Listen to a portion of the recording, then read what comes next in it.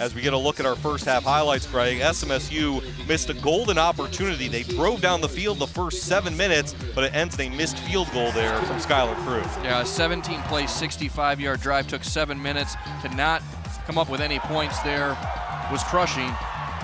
Equally as crushing was what happened when Minnesota State got the football then for the first time. Nate Gunn crushing defenders on that 36-yard reception. Had only one catch all of last season, makes up for it there. Then he stretches across the plane for the first score on a 6-yard touchdown. 6 plays, 80 yards in 2.5 minutes. It was the start of a very efficient offense for Minnesota State as they got things rolling on later on in the half. J.D. Ikawa switching series with Ryan Schlichty, showed some elusiveness on the ground. And speaking of elusive, here's Vance Barnes on a jet sweep touchdown. Yeah, he gone here. You know, that vision to see that the middle of the field was wide open, kicks the afterburners on, and put the 6 points on the board for the Mavericks. Made it 14-0, and then a beautiful play design here. Schlichty and everyone rolling right. Trevor Nissen rolled left. That flag was for roughing the passer, so 21-0 Minnesota State at that point. And then Blake Gimble organized a nice 2-minute drive to end the half after the Mustang offense had struggled the first 28 or so minutes.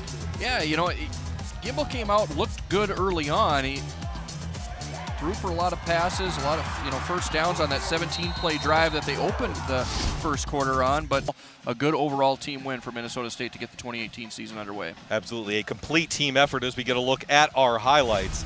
And again, Nate Gunn doing Nate Gunn type things, muscling his way in. He had a couple touchdowns on the evening. Well, and part of an offensive attack that led to 275 yards on the ground for Minnesota State tonight. The defense was doing their thing as well, getting pressure on Gimble more in the second half than they did in the first half. I think the offensive line really wore down for the Mustangs late. And as we mentioned, Minnesota State without their normal 2 starting defensive tackles. We saw Shane Zylstra get a touchdown here after a quiet first half and kind of a quiet game overall to start, but they didn't really need him. They spread the ball around a lot. Yeah, there were many different receivers that caught footballs tonight. SMSU, they showed the potential to put together good possessions. The slip screen there was working. And Gimble was effective when he was given enough time to throw the football tonight. Trey Sachs with the lone touchdown for SMSU in that second half. We saw Connor Wilkie a lot in that first half, kind of disappeared in the second half.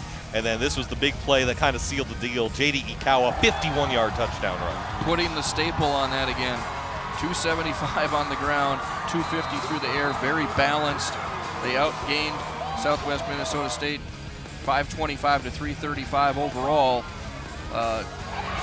Nice throw there from Ikawa on that last possession again.